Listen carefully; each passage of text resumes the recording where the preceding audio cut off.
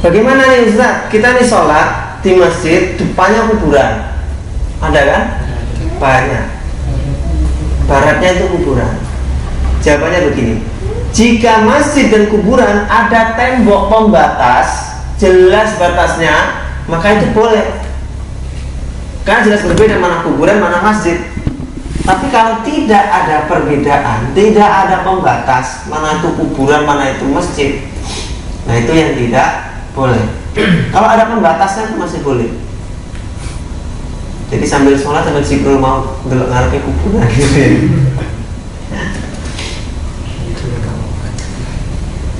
Itu sholat. Tapi kalau menggali kubur di dalam masjid, nah itu yang tadi saya katakan perbuatan haram. Jelas-jelas ada itu masjid, orang gali kubur di situ.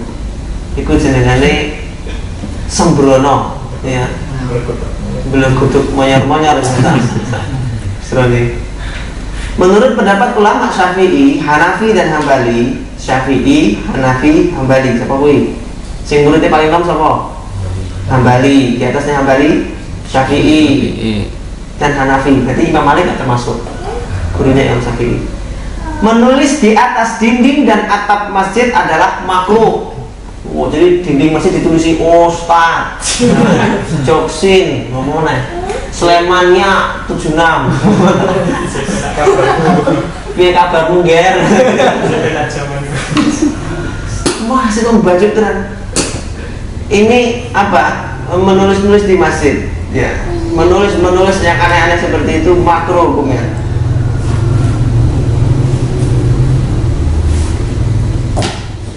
Ulama Maliki dan Hambali juga berpendapat makruh juga menulis di arah kiblat supaya tidak mengganggu konsentrasi orang sedang sholat. Masalahnya sekarang di masjid ditulisi, mohon handphone Anda di silent. Tidak, di masjid itu ditulisi, jangan tidur di dalam masjid, ya kan? Jangan makan minum, tidak boleh, dilarang makan minum di dalam masjid. Larangan itu tidak di dalam, tapi di luar. Yang gue sholat mengkong dilarang, dilarang makan, sampai dan dan masjid itu tidak bagus, makruh. Kalau sejadah itu warna-warna gambarnya apa itu aneh-aneh kan, gambar ukir-ukiran masjid itu makruh. Sebaik-baik lantai masjid, sejadah masjid, karpet masjid itu yang polos. Kenapa? Kalau macam-macam gambarnya nanti orang pasti haus. Kita yang Allah apa dulu, kok jendelanya sisi kebuka sih tutup. Kok menara ini nggak seimbang, ini satu tinggi sama pendek. Itu ngeliat sejadah kan, betul nggak? Pernah mengalami daun kelapanya kok ini kurang pas sih gile gambarnya. Karena terlalu banyaknya gambar, dan itu makruh. Terlalu banyak ornamen, tulisan ayat kursi, segala macam di masjid. Itu dimakruhkan. Seperti itu. Banyak tulisan-tulisan. Adapun menulis di bagian lain adalah tidak makruh. Kalau di bagian yang selain dinding masjid itu tidak makruh. Tulisan yang ada mungkin dapat mengganggu orang yang sholat dan mungkin akan menyebabkan dia asyik membaca tulisan tersebut sehingga lalai dari sholatnya. Begitu juga makruh menghiasi masjid dan apa saja yang dapat melalaikan orang dari sholat, termasuk ke masjid pakai kaos oblong banyak tulisannya. Kita sholat dimana tulisan? Sing moco ketek. Sing moco ketek.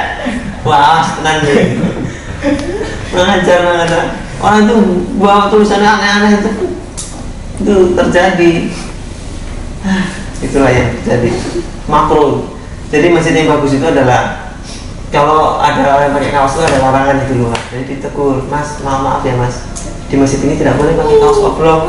Silakan ganti, itu ada kemeja-kemeja di luar, di lemari sudah kami sediakan. Silakan pakai kemeja-kemeja itu. Nanti bar sholat, ojo boleh. Ya, setelah sholat letakkan kembali di sana.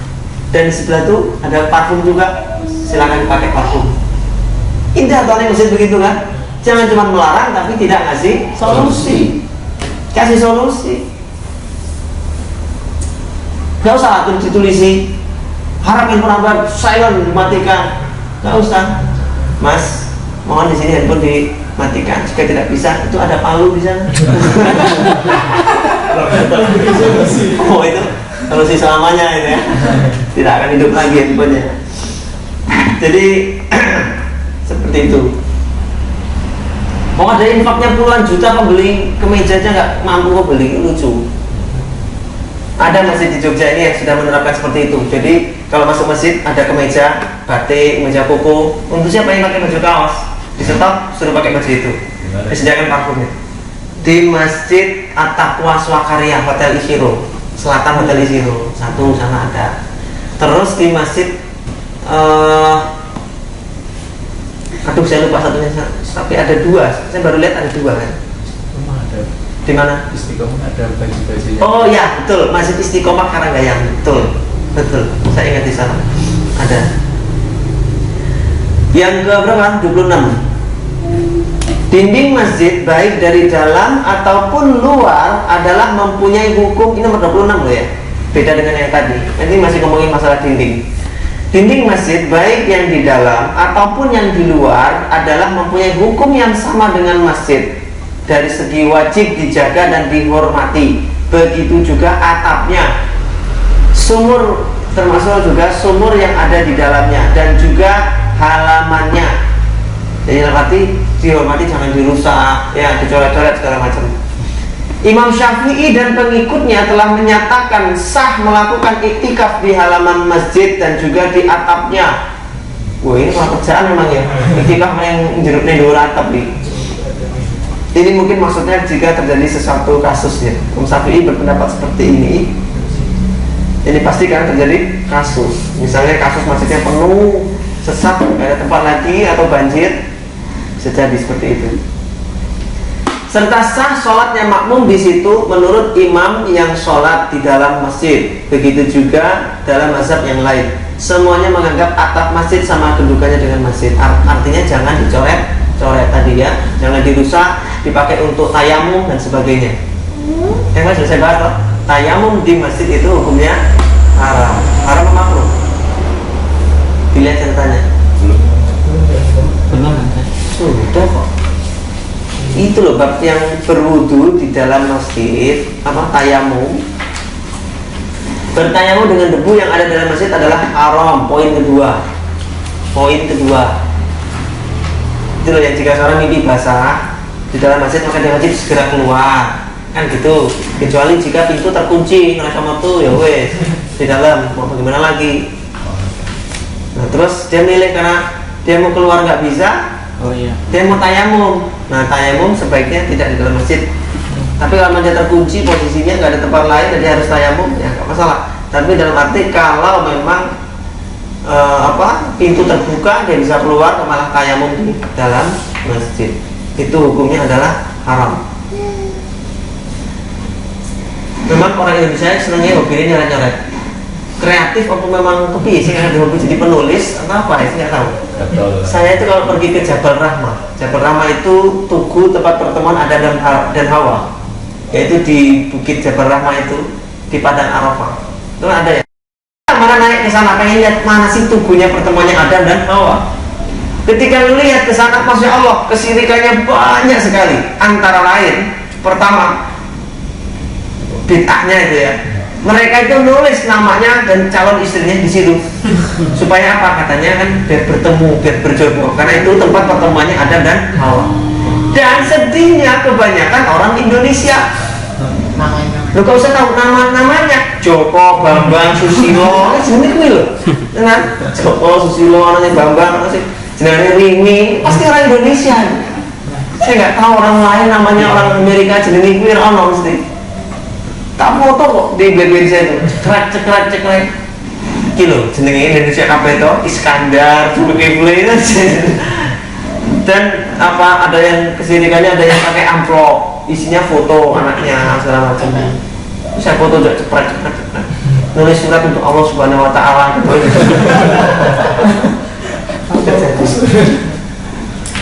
Subhanallah. Bahkan di sana itu ada orang yang sholat juga menghadap tubuh Jabal Rahmah tanpa ada pengetahuan. Jamaah saya itu sholat ya, ibu-ibu Allah Akbar, dia sholat, dia rukuk. Tak perhatikan, bu, dia lagi sholat. Saya agak ke depan ya, yang ada ini Jabal Rahmah ya, tubuhnya dia menghadap di sini, saya di sini. Bu, ibu sholat apa? Dia kan sholat. Saya sholat tuh orang Arab juga pada sholat. Bu, kiblatnya di sono, kenapa jenengan sholatnya ke situ? Saya bilang, ya kan itu tuh pada sholat. Ya ibu jangan ikut-ikut, kalau ibu nggak ada ilmunya. Terus gimana Ustaz? Dibatalin. Jadi batal. Mau juga saya diskusi sama saya ambil sholat. Ya batal udah dari sekarang ngomong ya. Itu ibu-ibu sana aneh-anehnya. Yang ke-27, menurut sunnah juga seorang yang mau memasuki masjid hendaklah terlebih dahulu memeriksa kedua sandalnya dan menghilangkan kotoran yang terdapat padanya sebelum masuk masjid. Ini dengan arti masjidnya berupa tanah, kan zaman Nabi tidak berupa keramik, marmer, tapi tanah. Makanya sandal juga masuk ke dalam masjid. Maka disunahkan masuk masjid itu kakinya bersih. Kalau kita ya sandalnya misalnya kotor, kakinya bersih. Saya sebetulnya setuju kayak kita ke Masjid Agung Bantul kemarin. Itu kan ada airnya antara tempat wudhu. Itu benar untuk menjaga kebersihan kaki. Siapa tahu ada yang dari toilet segala macam dia nggak wudhu kan, najis segala macam. Saya setuju. Cuma di beberapa masjid itu tidak mengalir airnya, menggenang, lumutan, hijau.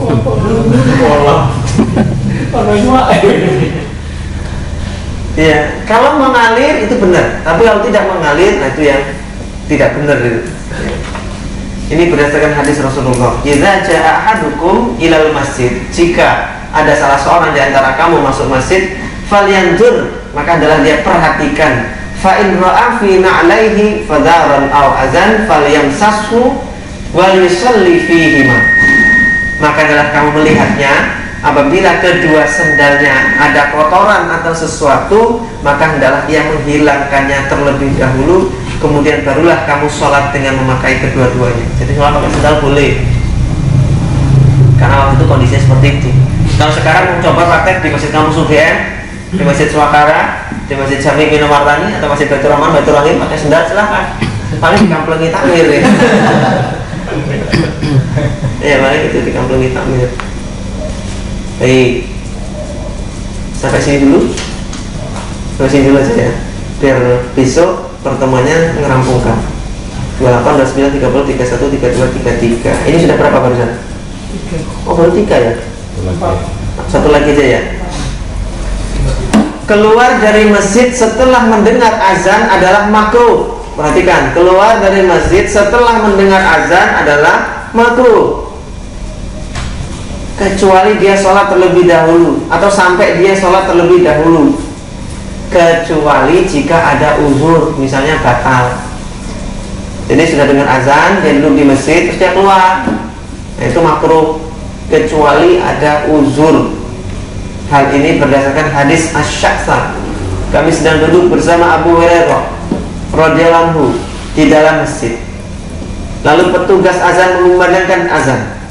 Lalu ada lagi berdiri dan berjalan keluar dari masjid. Abu Hurairah pun memperhatikannya hingga orang itu keluar dari masjid. Abu Hurairah lalu berkata, orang ini sebenarnya durhaka kepada Abul Qasim. Siapa itu Abul Qasim? Rasulullah. Rasulullah itu gelarnya Abul Qasim. Abu Hurairah ngomentari orang yang keluar dari masjid. Begitu mendengar azan dia malah keluar. Dikatakan orang ini durhaka kepada Abul Qasim, yaitu kepada Rasulullah. Jadi kalau azan itu ya termasuk muazin, gendeng muazin ya. Sudah azan saya la ilaha illallah, baru dia keluar ambil air wudu. Keliru. Sebelum dia azan sebaiknya dia wudu, sehingga ketika dia selesai azan dia standby di situ, tidak keluar lagi. Ini muazin seperti azan sih lah, wudu carry. Nah, itu balik itu.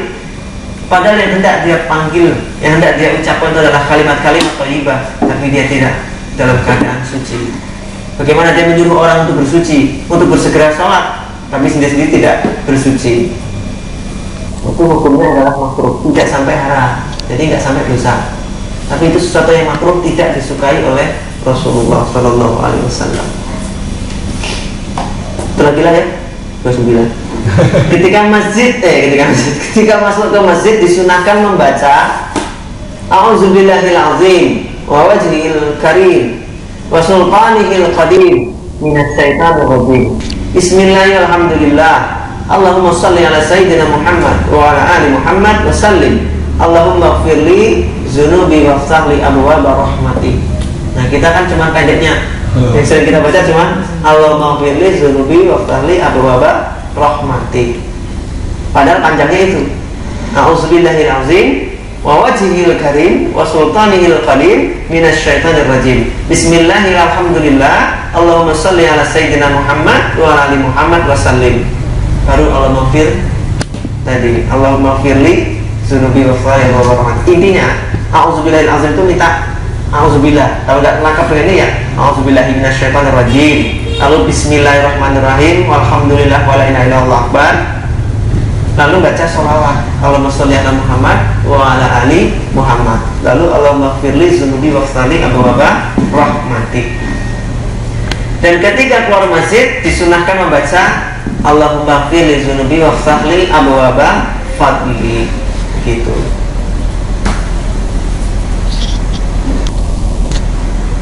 Baik, itu mungkin cukup.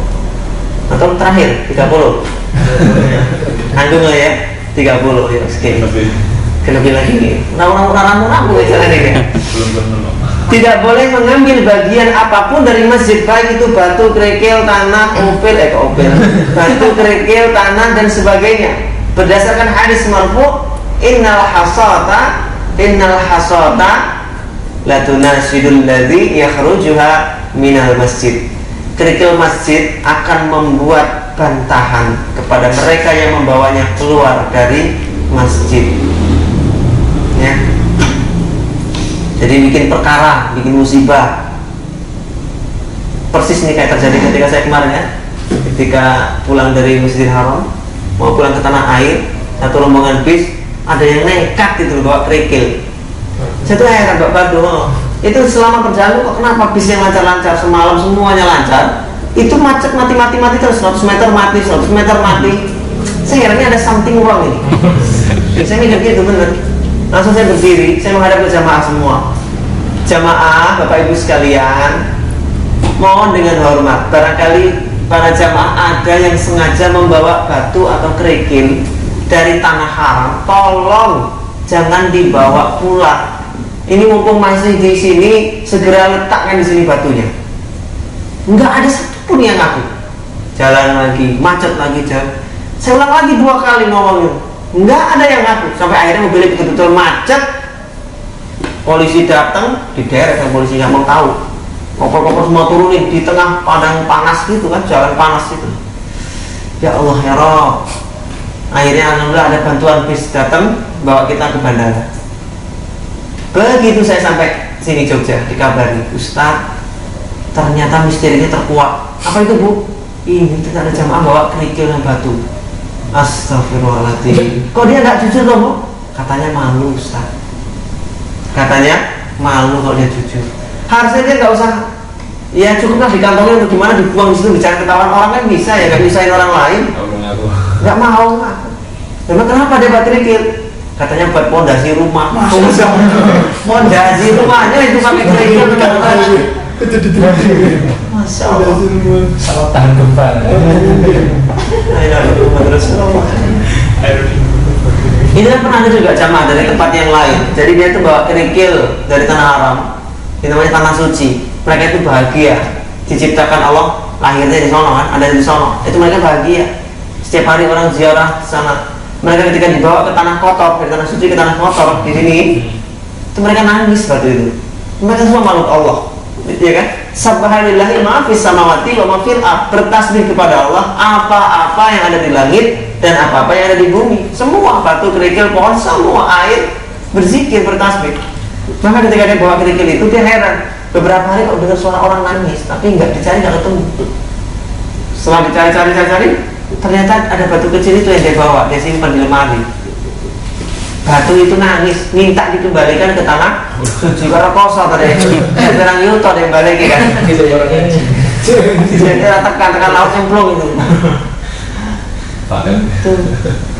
Jangan macam-macam, itu tanah suci kok kebetulan.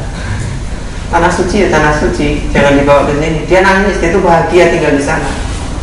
Subhanallah.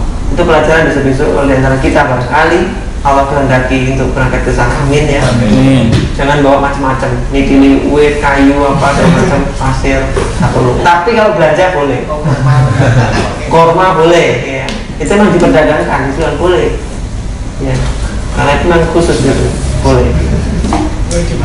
Baik, ada pertanyaan? Saya persilahkan. Iya. Kalau tadi yang kuburan tadi, bagaimana dengan yang kuburan Nabi itu? Kuburan Nabi, iya.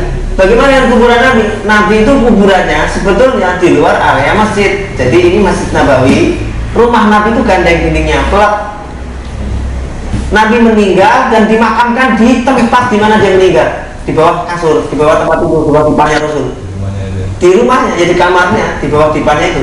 Dipannya disingkirkan, lalu digali kuburan di situ. Nabi dikuburkan di situ. Ketika Rasulullah dikuburkan di situ, ya. Luar biasanya, Aisyah masih tinggal di situ. Lalu ayahnya Abu Bakar As-Siddiq meninggal dan minta dimakamkan di situ, di sebelah Rasulullah. Aisyah masih tinggal di situ. Tapi begitu Umar bin Khattab meninggal dunia dan minta dimakamkan di situ, Aisyah keluar. Aisyah keluar. Kenapa? Umar bin Khattab bukan mahramnya Aisyah. Luar biasanya. Umar bin Khattab bukan mahramnya Aisyah. Abu Bakar siapanya Aisyah? Bokapnya. Ya kan? Rasulullah siapa? Suaminya. Umar orang lain. Lalu ketika Umar masuk di rumahnya, walaupun sudah jadi jenazah, Aisyah keluar. Tidak tinggal di situ lagi. Jangan tanya saya, dia tinggal ini, dia kurang ngerti. Jangan tanya saya nggak tahu. Maka ketika Masjid Nabawi semakin banyak orang datang, diperluas, bangunan ini akhirnya gandeng, ya akhirnya gandeng jadi besar begini. Jadi dindingnya Rasul ini paling belakang sini, jadi ini bentuknya meluas ke sana. Ya ini begini ngotak ini, dan kesini ngotak ini, nah, meluas begitu. Jadi dipocokan tidak termasuk masjidnya? Enggak dipakai untuk sholat kok.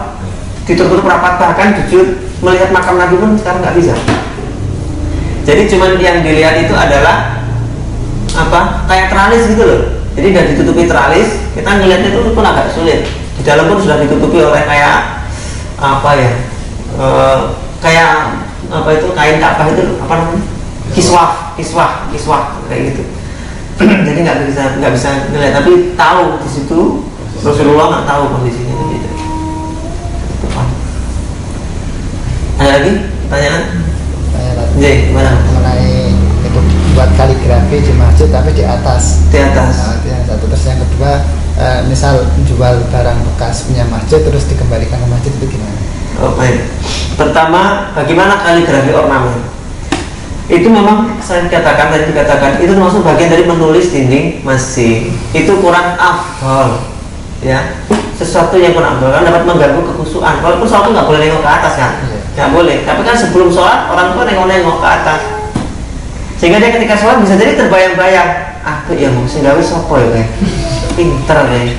Bisa tak pesen karo gue lah. Nah kan, jadi mikir ke sana. Sebaiknya polos.